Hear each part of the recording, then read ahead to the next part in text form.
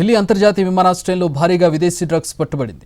44 కోట్ల విలువైన 45 కేజీల విదేశీ గంజాయిని 3 ట్రాలీ బ్యాగ్స్లో తరలిస్తుండగా కస్టమ్స్ అధికారులు పట్టుకున్నారు. సింగపూర్, బ్యాంకాక్ నుంచి భారత్కు స్మగ్లింగ్ చేస్తున్నట్టు విచారణలో గుర్తించారు.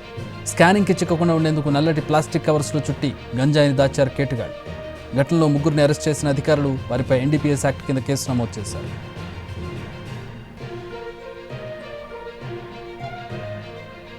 ఢిల్లీ అంతర్జాతీయ విమానాశ్రయంలో భారీగా విదేశీ డ్రగ్స్ పట్టుబడింది. 44 కోట్ల విలువైన 45 కేజీల విదేశీ గంజాయిని 3 ట్రాలీ బ్యాగ్స్లో తరలిస్తుండగా కస్టమ్స్ అధికారులు పట్టుకున్నారు.